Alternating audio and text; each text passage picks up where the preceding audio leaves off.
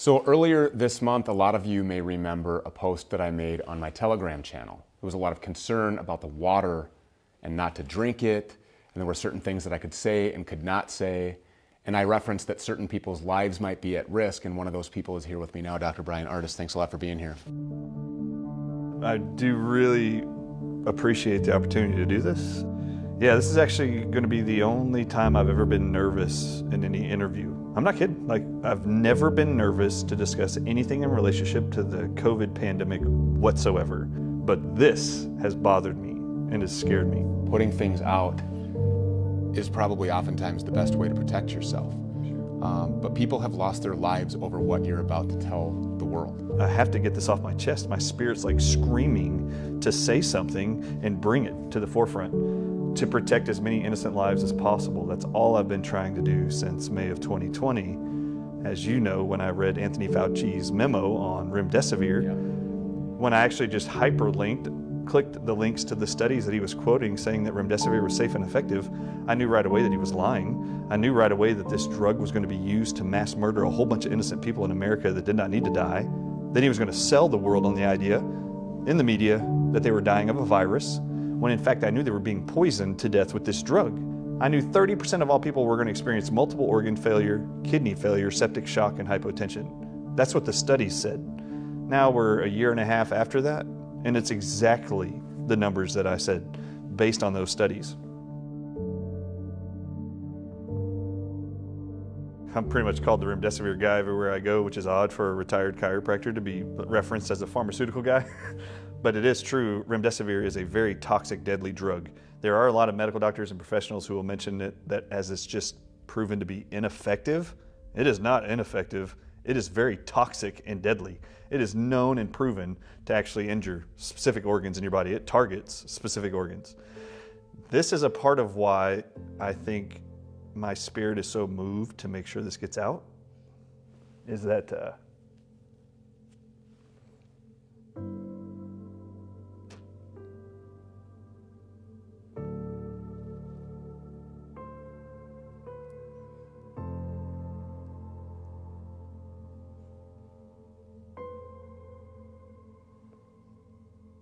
in January,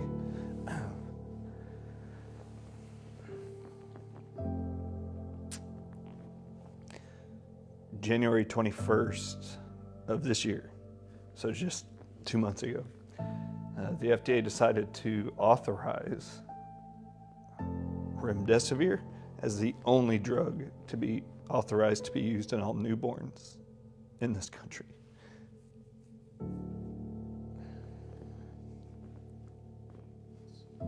I cannot even fathom the men or women in charge that would actually do that. So it's now been moved since January 21st of 2022. It's been moved out of hospitals as the only drug to be used, only allowed in hospitals this entire pandemic.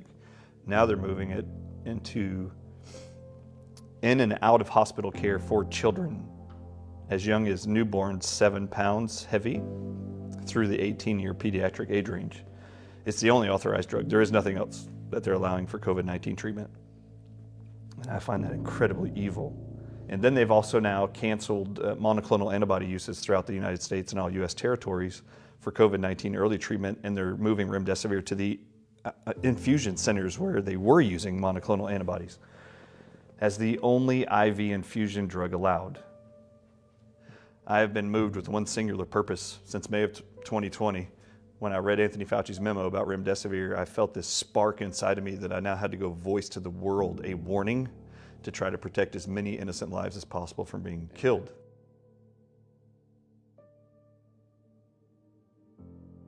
So let's talk about what happened. It all started with a text. There's a medical doctor that I admire and love because he is nonstop from the beginning of COVID, has had the ability to project information and say to people around the world, you do not have to fear COVID.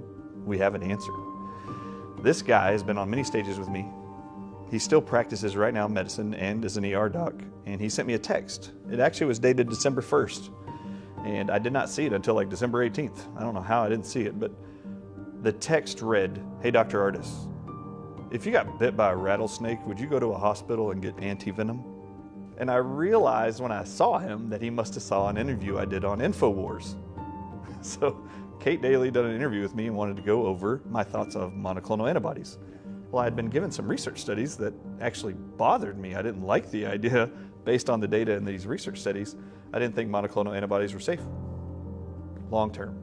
Not short-term, but long-term. Right. Now, I read the actual text message, got in the shower, and while I was in the shower, I was sitting there thinking, why would he send me that text? It has nothing to do with COVID, like zero, nothing to do with COVID. So I'm going through this and I'm thinking about the text, and all my brain keeps going to is, why is he mentioning, wouldn't I go get anti-venom? Is there something about anti-venom I don't know?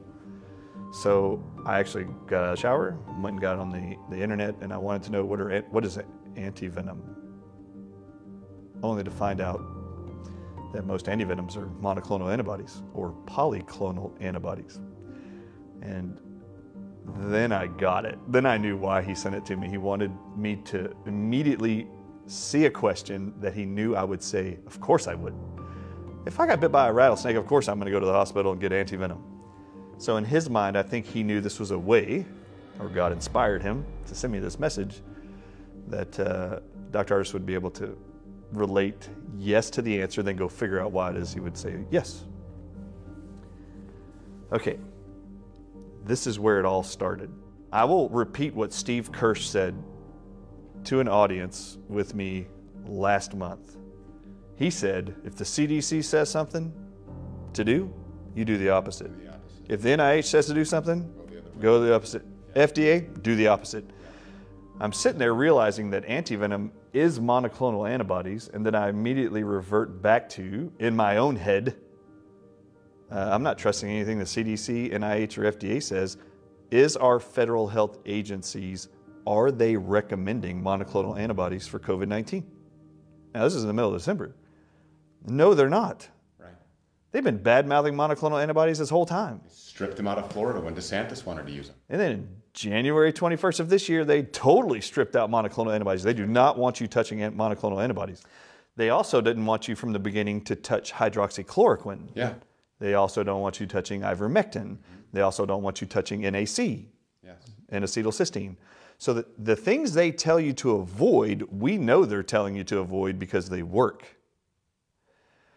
So when I realized that the federal health agencies actually were not supporting monoclonal antibodies, I mean, in an instant, I realized I was wrong. Right.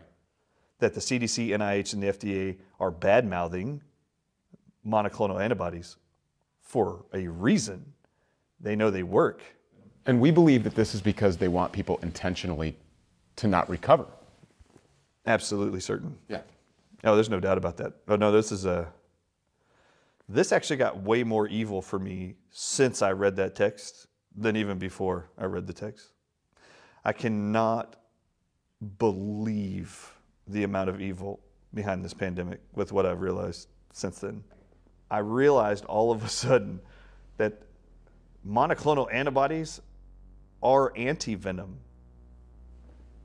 The federal government doesn't want us using anti-venom. Why are they bashing anti-venom, and why are we finding anti-venom works against COVID? Is it not a virus? Is it a venom? Like, this is what I want to know. Like, is COVID a venom, and this is why they don't want you using monoclonal antibodies? I mean, that sounds completely insane as a theory. It is completely insane. I mean, how would the masses be infected by snake bites? Yeah, let me ask you a question. Can I ask you a question? Sure. Do you believe the mass media is controlled? Of course. You actually do believe that? Yes. So you believe that whatever's being pumped out in the media is being orchestrated and controlled? Of course. Like across all of it? Across all of it. Okay, good. All right, so in my head I was like, okay, how do they keep people on that story? So there's this mass media group who are telling a huge story. They're all telling the same story around the world. Whenever anybody says anything against that narrative, what do they use now to combat that in the mainstream media? Disinformation. Yeah, they call them fact checkers. Yeah, fact checkers, yeah. Fact checking is the opposite of fact checking. The arbiters of lies are the fact checkers. By definition, fact checkers are to divert you from truth and take you back to a narrative you're being sold worldwide. Right. if it's true that COVID could actually be snake venom, and how I got there was they don't support the use of antivenom called monoclonal antibodies because they work. The easiest way to figure that out is, has that ever been fact-checked? And I wanted to know, was there ever any mention that the source could have been a snake? And? Oh my God, I couldn't believe it. Over and over and over in the media in January and February of 2020 are non-stop publications that the original source could either be from bats, snakes, or pangolins. And every time the snake is mentioned, fact checkers, 1, 2, 3, 4, 5, 6, constantly fact check it and spin it to the bats. There's no fact checking about bats. They keep letting you look at bats. In the beginning, in January of 2020, the scientists inside of China said this can't be from these bats. These bats hibernate and it's the winter. When they did genetic sequences from the antibodies in the people who were sick in Wuhan, they found that their genetic sequence was not most like bats. They were most like two snakes. Proteins from the Chinese krait and the king cobra. Then I find in April of 2020, there's a research study published in France where they're finding that the receptors in the brain called nicotinic acetylcholinesterase receptors, that these are actually bound most tightly to snake venom of krait and cobra is what they're finding, and that the spike protein from SARS-CoV-2 is most identical to Chinese krait and king cobra venom. Then I find out that there's an actual doctor who works at the University of Pittsburgh in May. This is insane right here. In May of 2020. Yep. Works in a computational lab dealing with genetic sequencing. And he's been researching for 5 months, sequencing of spike proteins, trying to solve the mystery of SARS-CoV-2 victims. And he says he's got a big press release. They're going to actually announce all their findings. And Bing Liu is his name. Setback in the quest to understand coronavirus after a researcher is shot and killed. 37-year-old Bing Liu was on the verge of making significant findings on COVID-19. And that's when I freaked out. Also, all of the clippings in the media when they interview his boss, who is still at the University of Pittsburgh, last name is Bahar. Every time he was interviewed, he said that they were going to publish the work they found through Bing Liu's work in their department. That's never been published. I'd like to know why, a year and a half later, that's never been published. A year and a half now? Where is it? And then all of a sudden, the realization came that this is the great lie. When I say that they have lied to you about everything in relationship to COVID, they've even lied about the viral part of COVID. Now you have to understand here, my entire stance for the last year and a half has been to educate, warn people about hospital protocols because of a drug called remdesivir. Right. So, in this realization that this could all be related to venom, something bothered me in the January 21st EUA that came out from the FDA about remdesivir. In this 42-page document, it actually says there's only one drug that cannot be co-administered with remdesivir at the same time because it negates the antiviral properties of remdesivir, and that drug is hydroxychloroquine. In 2020, January, there's this incredible study that's published where there's been over like a 10-year period where a company has been funding a research study gene mapping all the genes of the venoms and proteins and peptides inside of king cobra venom. And in January 2020, they published their findings. Oh, ask me if I was shocked when I saw that it was 19 toxic venom proteins that they isolated that specifically target organs in your body. So I go to the funding part of this study and I want to know, well, how many Who funded this and how many companies? It says that the majority of the company's funding and studies funding came from a company called Genentech. Genentech is a subsidiary of a company called Roche. I don't know anything about these companies. I've never even heard of them. The employees of Genentech, who were the authors of this study, said they have a conflict of interest because they actually hold shares and stocks in Roche. And all I did was go like this. This is not a joke. I was like, Genentech? I've never heard of Genentech. Is there a correlation between Genentech and Gilead? This is not a joke. I typed it on the internet. Is there a connection to Genentech and Gilead? Oh my God. Gilead bought 2 facilities that deal with biological studies from Genentech in 2011 and then brought 55 of their executives into Gilead in 2011, just when that King Cobra study started.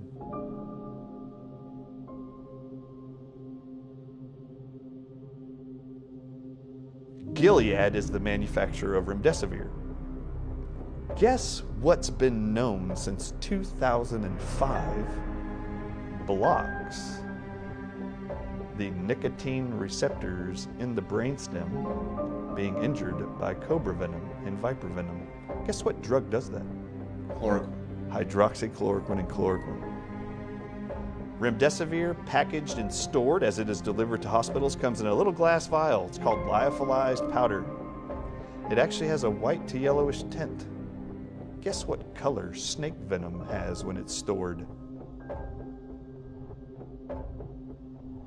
Then to be diluted in sodium chloride or distilled water to be administered in an IV.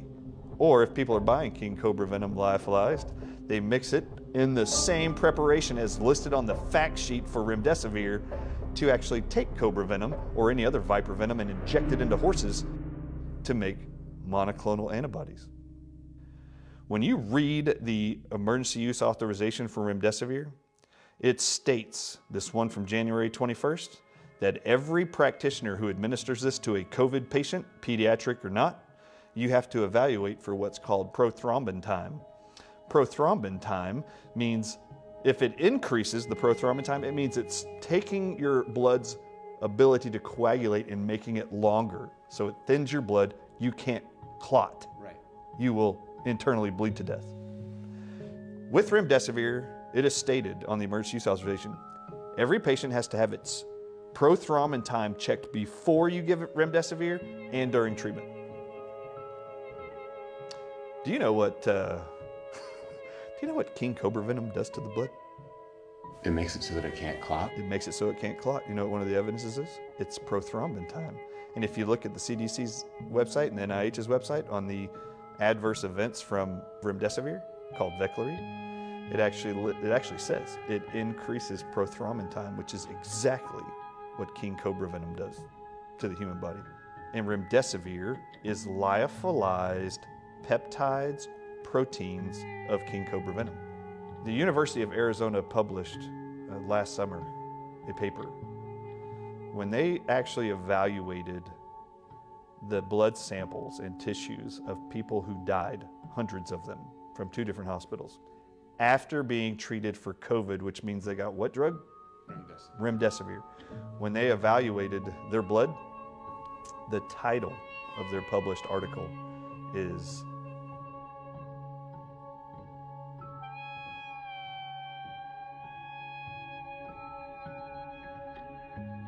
Welcome back. Why do some people, seemingly perfectly healthy, die from COVID and others don't? It's a question baffling experts during this pandemic. It sure is. New research from the University of Arizona suggests we're closer to getting an answer. As Team 12's Jess Winters explains, it seems to boil down to an enzyme that's also found in rattlesnake venom. What does this rattlesnake have to do with COVID-19 deaths? We turned much of my research in my lab towards COVID a year and a half ago. Chilton says he got blood samples from more than 100 patients in a New York ICU. They either had no COVID, a mild, moderate, or severe case of the virus. He did some fancy schmancy artificial intelligence in his lab and discovered 2 distinct patterns in the people who were dying from COVID. These patterns, number one, told us that the vital organs were in trouble, but the other looked as if they were being attacked by some enzyme. He says he then found the highest concentration of this enzyme that has ever been found in humans. These levels attacking internal organs means multiple organ failure and death. So where do the rattlesnakes come into play? This enzyme is a humanized version, part of the same family as the active ingredient in snake venom. In simple terms, this enzyme related to rattlesnake venom that's been found in humans is likely causing tremendous damage, leading to COVID-19 deaths. And then they take you through all of the elevated enzymes in the blood samples of these people that are naturally found in rattlesnake venom and viper venom that are in levels they've never seen before. Do you want to know how they got there? 5 to 10 days of remdesivir. They've known since 2005 if you inject a mouse with cobra venom, you inject it like they're doing with remdesivir, injecting it into your veins, it actually causes a cytokine storm in the lungs of all animals. I am convinced that COVID-19 is not a respiratory virus of any kind. It is actually venom poisoning, and they're using, I believe, synthesized peptides and proteins from venoms of snakes, and they're administering them and targeting them to certain people. Now, the amazing thing about these 19 toxins found in cobra venom, they're specifically sequenced to target specific organs, like the pancreas in a diabetic, like the heart in a heart disease patient, like the liver in a hepatitis patient. Wait. So if I die because I'm a cancer patient, or if I die from some sort of liver-related function because I've had liver problems, if I die, then it'll be undetectable. It'll be untraceable. They're gonna chalk it up. Of course this diabetic died. This is the most original of all bioweapons ever. Snake venom. I mean, we know how poisonous snakes are. This is the most obvious bioweapon ever. When I say this is the most evil thing I've ever encountered in my entire life, could you ever have imagined that the one greatest symbol of evil in all of Christendom, what is the symbol of evil in Christianity? The serpent. The serpent. Can you think of anything more evil than envenomating the entire world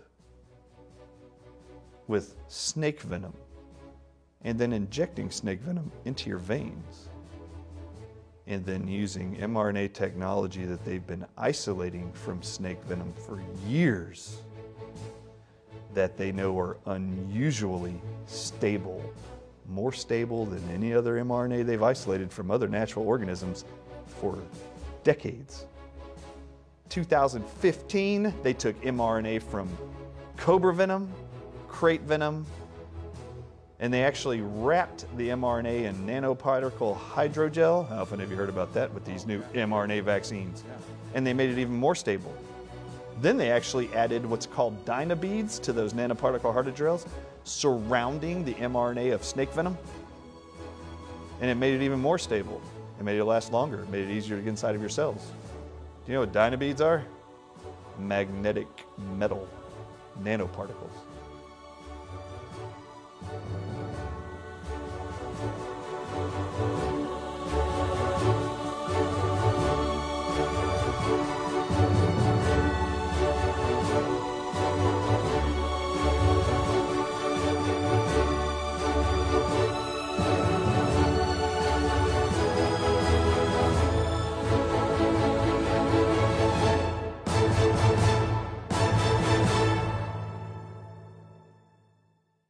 Do you have any people paid by the CIA who are working for television networks? This, I think, gets into the kind of getting into the details, Mr. Chairman, that I'd like to get into in executive session.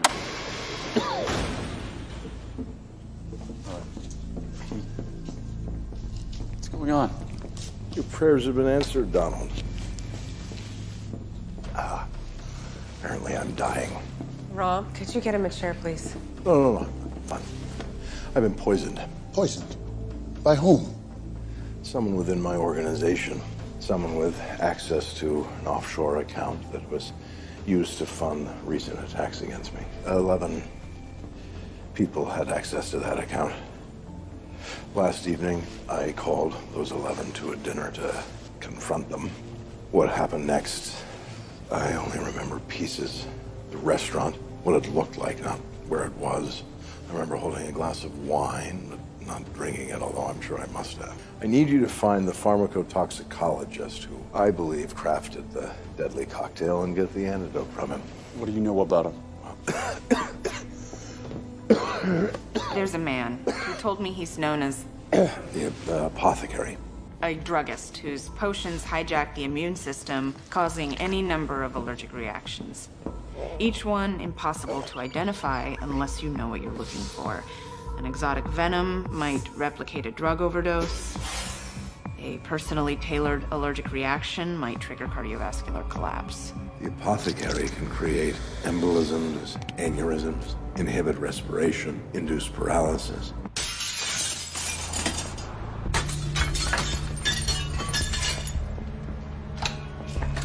We're looking for corticosteroids, bronchodilator.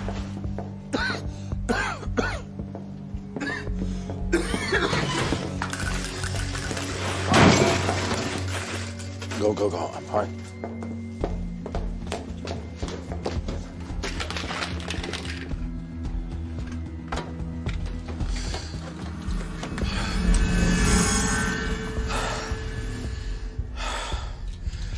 Corticosteroids.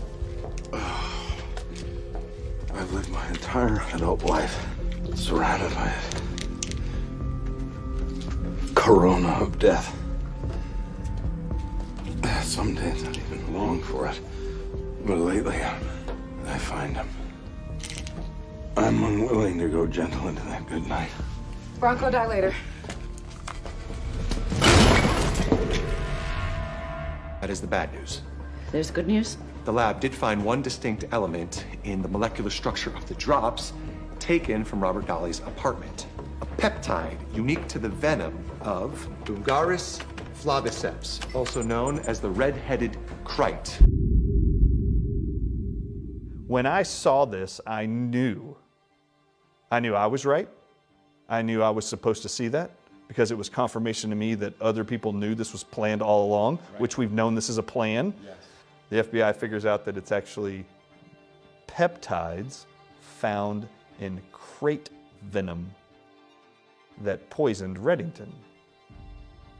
In the show, you learn that he was poisoned by drinking. It was put in his drink. And then I realized something. I realized how they've been spreading this.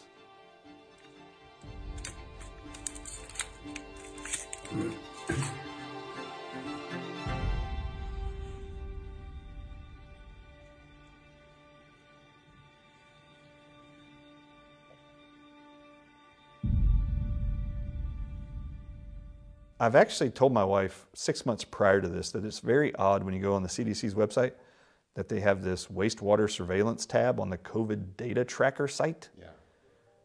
And they have 400 water testing sites in 37 cities in this country. What no one knows is the data from the CDC between January of 2020 and September of 2020 in relationship to their water testing of these 37 cities. They only let people know they were doing it in September of 2020 and now are releasing that data. They now just announced 2 weeks ago, Walensky did, of the CDC, that they're now upping their water testing. They say, and have been reporting to media outlets, that how it works is they are PCR testing our wastewater because we, as we get COVID-19, are pooping it in the water, and we're going to test our wastewater, and we can tell a city when there's high amounts of SARS-CoV-2 in the water, they can actually tell that same community 4 or 5 days later is going to be an outbreak of COVID-19 in that city. Wait a minute. That's backwards. That is completely backwards. If a community has had SARS-CoV-2 go through their body, they already had their symptoms. When they eliminated the virus, supposedly the virus, out of their body and it ends up in your wastewater, you no longer have symptoms. Right. How could you know and then be able to confirm in the future, 4 to 5 days from now, when we find it in your wastewater supply from your city, when we see it being shed in your water, 4 to 5 days later, we can actually tell you there's going to be an outbreak in your city? It's not because there's an outbreak in that city, just like in the show Blacklist. I had to break this down for every aspect of COVID. One thing that's been very unique to COVID is this sense of loss of taste and smell that lasts for months, even years. Holy cow. I had no idea. They already knew this did this to people when you drink it. For the people who are the natural healers or the individuals who've got bitten, when they actually suck the venom of cobra into their mouth and then spit it out, they have this loss of taste and smell that can last 12 months, a year and a half. It's just from having it exposed in the mouth, which is exactly what's happening when it's being put into our water. Now, the thing about the water is this. They are using the water systems because they can target specific demographics. They are absolutely confident that the peptides they have chosen for COVID, circulated throughout the earth and throughout the populace, specifically targets, and the vaccines and the mRNA in the vaccines specifically target organs like your spleen, your pancreas for diabetics, that's a concern, brain tissue, liver tissue, lung tissue, and heart tissue. So if you already have a disease process of inflammation of any of those organs, you are the ones they're targeting. So the people that work at my water treatment facility are aware of this? They're in on it? No. Okay. No, the CDC's in on it. And the CDC is working with contracting companies to make sure they do it. Mild and kind. Kent is kind tasting to your taste buds, kind tasting to your throat. So there's nothing to disturb your full enjoyment of the goodness of Kent's finest quality tobaccos. So get your taste buds back to normal. There are nicotine receptors in your brainstem that control your diaphragm. Your diaphragm has to contract to be able to allow oxygen at all to get into your lungs. They are using crate venom and cobra venom, calling it COVID-19. You're drinking it, it's getting it into your brainstem, and it's paralyzing your diaphragm's ability to breathe. I cannot say this enough. In the very beginning of COVID, it was being reported around the world that the least demographic represented in hospitals being hospitalized for COVID-19 were smokers. Around the world, it was less than 5% of everybody in hospitals were actually smokers. And they found that odd only because this was a respiratory virus. Doesn't make any sense. Wouldn't it be that the people who are shoving tobacco and nicotine in their lungs would be more apt to be traumatized by a novel respiratory virus? But that's not what they saw. What was amazing is when this started getting reported in the first 6 months of COVID in 2020 around the world, guess what our federal government did? Anthony Fauci, the NIH, CDC, and the FDA all came out and started pumping in the media that there's no better time than right now to quit smoking. And they actually lied to you, and they lied to the entire world and said smokers are being hospitalized at rates higher than any other demographic. Well, the truth is, these nicotine receptors that are affected by cobra venom and crate venom that control your ability to breathe and was causing your oxygen levels to fall, that on a pulse oximeter looks like you have pneumonia. No, you weren't. You were being paralyzed. Actually, you couldn't breathe. And your heart rhythm was actually being dropped by the same receptors. Do you know that smokers, nicotine ties to those, and then cobra venom and crate venom can't bind to those receptors, so it can't paralyze your diaphragm? So they knew and were theorizing in France in April of 2020 when they figured out that it was the nicotine receptors that control the diaphragm's ability to breathe, was what the spike protein was targeting because it most looked like the neurotoxin, neuro being brain, neurotoxin of crate and cobra venom. They started theorizing that studies need to be done that we start giving people nicotine to protect them from getting COVID. It absolutely is known that nicotine is protective against COVID-19 because it stops these venoms from damaging and connecting to these nicotine receptors in your brain that control your diaphragm's ability to breathe. But once you go into a hospital because you can't breathe, if you're not a smoker and you don't do the nicotine, they put you on remdesivir. Remdesivir is venom from a cobra. It's attaching itself to the nicotine receptors in your brain. You then can't breathe, and then at the same time, it destroys the inside of your lungs through what's called a cytokine storm. That is what cobra venom does. We've got to get this guy on a ventilator, or this gal. And then they say they got to put you on a ventilator. Why are they putting you on ventilators? They're putting you on ventilators because they're going to put you on sedation drugs to put you on the vent, and they can actually murder you by euthanizing you with drugs that act similarly to the venom. They have to sedate you because when they go to shove a tube down your trachea to get into your lungs, you'll pull it out. You'll pull it out, or you'll fight them as they're trying to shove it in there. So they have to sedate you. So they use morphine, fentanyl, Precedex, lorazepam, or midazolam.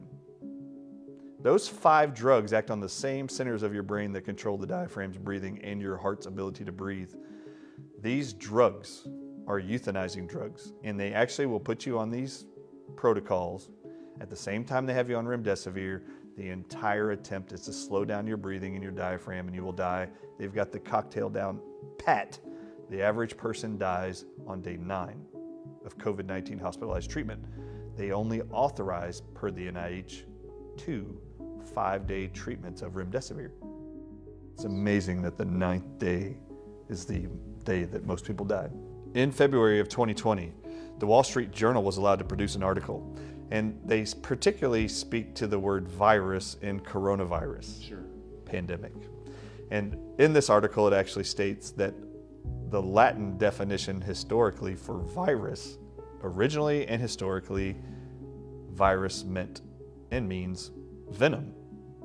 So I started to wonder, well, what about the name corona?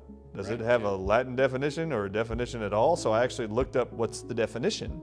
And on dictionary.com, it brings up 13 definitions. Corona, religiously, ecclesiastically, means gold ribbon at the base of a mitre.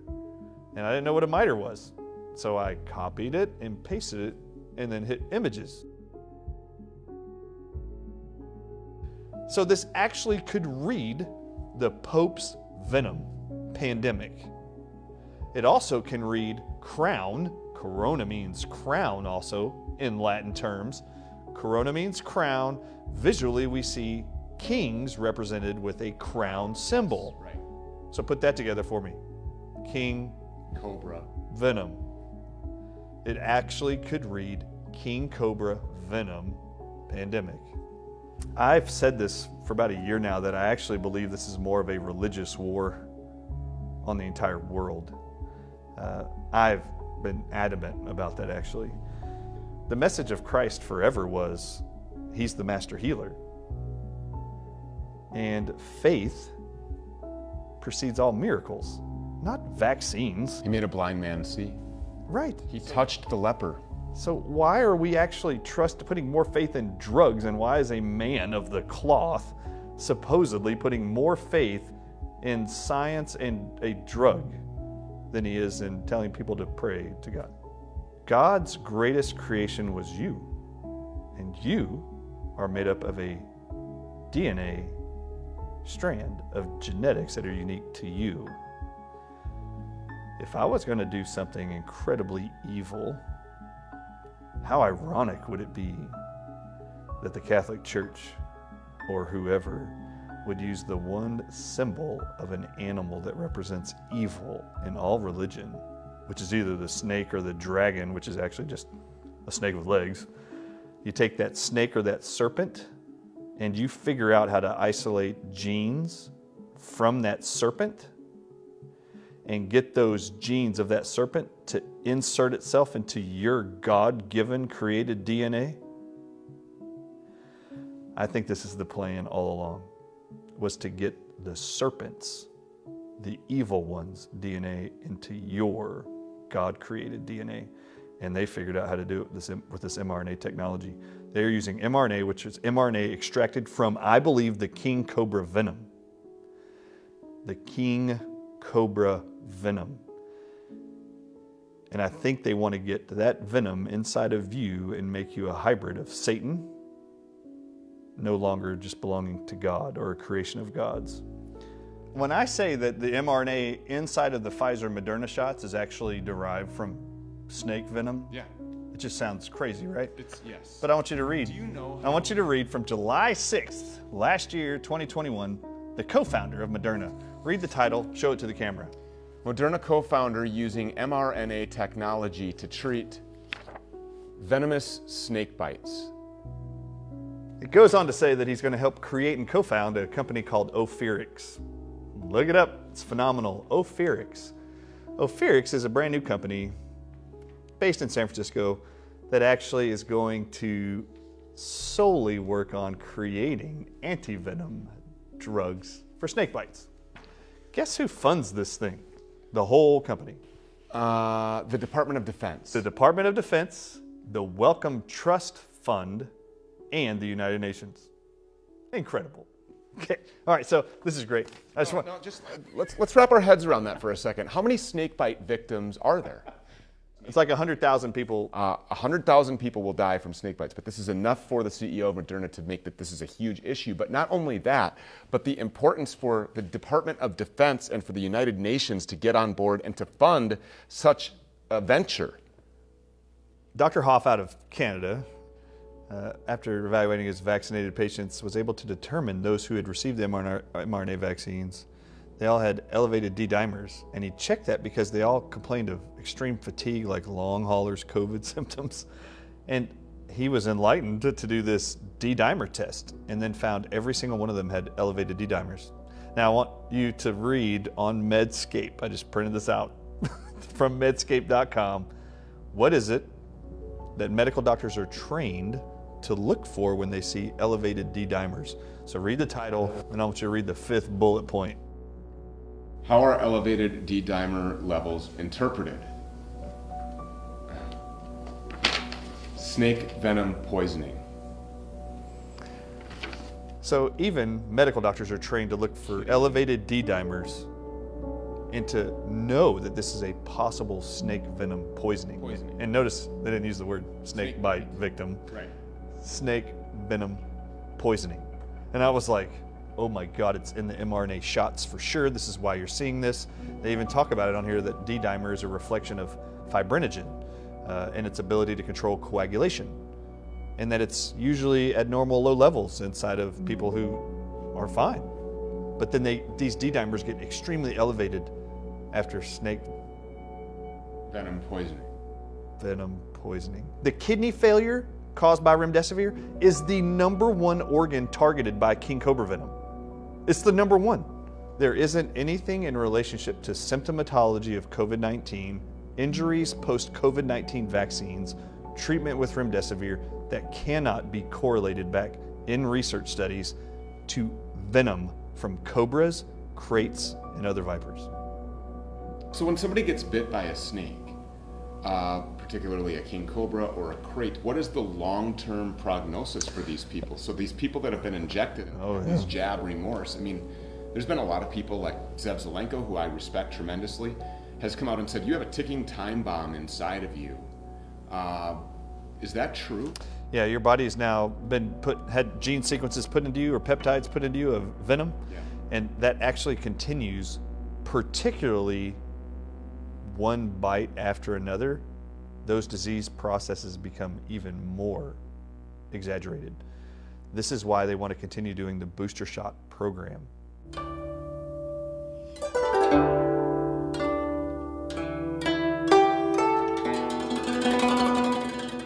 My wife and I are driving back towards our home, and it's late afternoon. We dropped her car off at a mechanic shop, and she said, you need to get something to eat because I'll get hangry, a little snippy.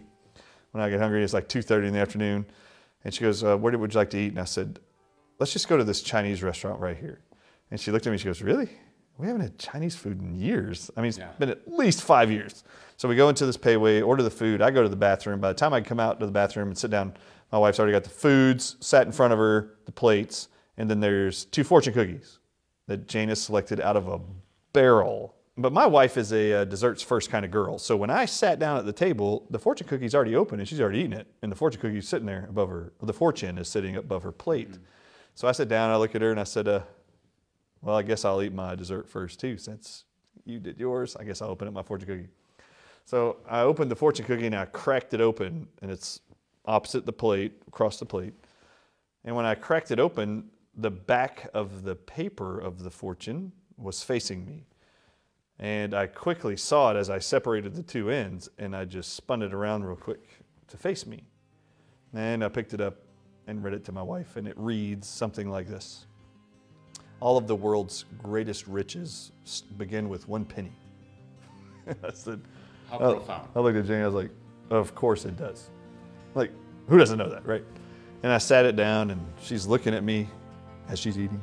She's like, are you gonna eat? And I was just staring at the actual paper fortune. And I said, yeah, I'll eat in a minute.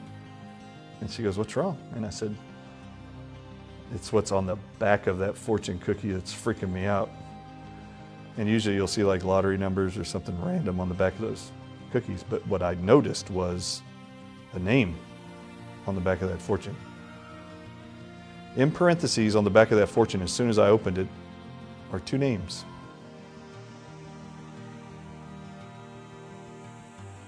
I knew that God was telling me, you can't give up and you have to tell the world.